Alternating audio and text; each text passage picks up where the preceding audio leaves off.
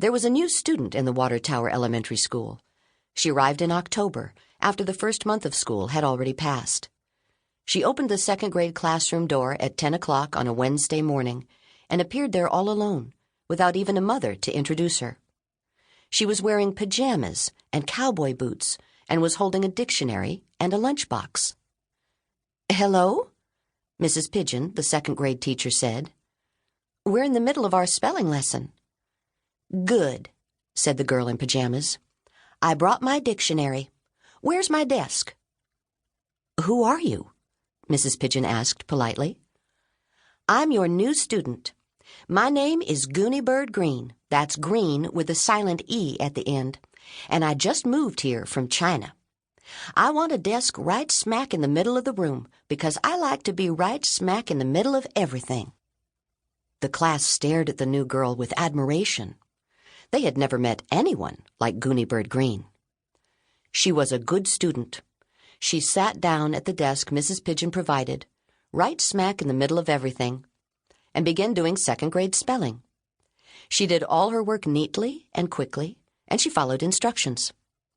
But soon it was clear that Gooney Bird was mysterious and interesting. Her clothes were unusual. Her hairstyles were unusual.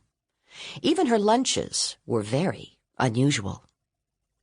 At lunchtime on Wednesday, her first day in the school, she opened her lunchbox and brought out sushi and a pair of bright green chopsticks. On Thursday, her second day at Watertower Elementary School, Gooney Bird Greene was wearing a pink ballet tutu over green stretch pants, and she had 3 small red grapes, an avocado, and an oatmeal cookie for lunch. On Thursday afternoon, after lunch, Mrs. Pigeon stood in front of the class with a piece of chalk in her hand. "Today," she said, "we are going to continue talking about stories." "Yay!" the second graders said in very loud voices, all but Felicia Ann, who never spoke, and Malcolm, who wasn't paying attention.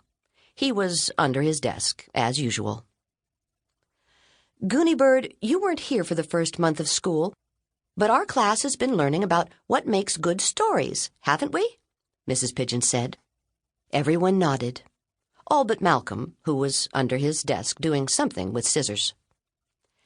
"Class, what does a story need most of all? Who remembers?" Mrs. Pigeon had her chalk hand in the air, ready to write something on the board.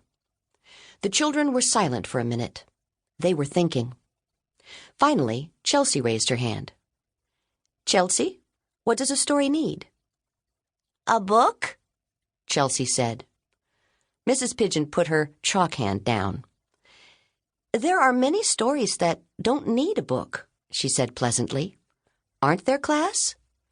If your grandma tells you a story about when she was a little girl, she doesn't have that story in a book, does she?" The class stared at her, all but Malcolm, who was still under his desk, and Felicia Ann, who always looked at the floor, never raised her hand, and never spoke. Beanie said, "My grandma lives in Boston." Keiko said, "My grandma lives in Honolulu." Ben said loudly, "My grandma lives in Harrisburg, Pennsylvania." Tricia shouted, "My grandma is very rich."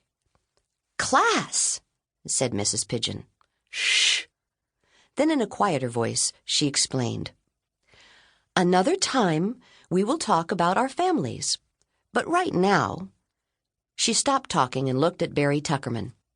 Barry was up on his knees in his seat, and his hand was waving in the air as hard as he could make it wave.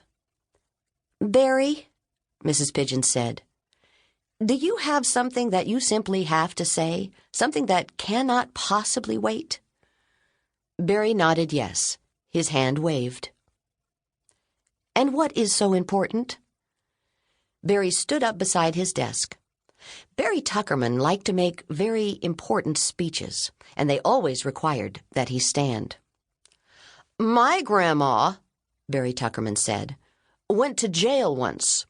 She was 20 years old, and she went to jail for civil disobedience." Then Barry sat down. "Thank you, Barry. Now, look at what I'm writing on the board. Who can read this word?" Everyone, all but Malcolm and Felicia Ann, watched as she wrote the long word. Then they shouted it out. "Beginning!" "Good," said Mrs. Pigeon. "Now I'm sure you'll all know this one." She wrote again. "Middle!" the children shouted. "Good. And can you guess what the last word will be?" She held up her chalk and waited.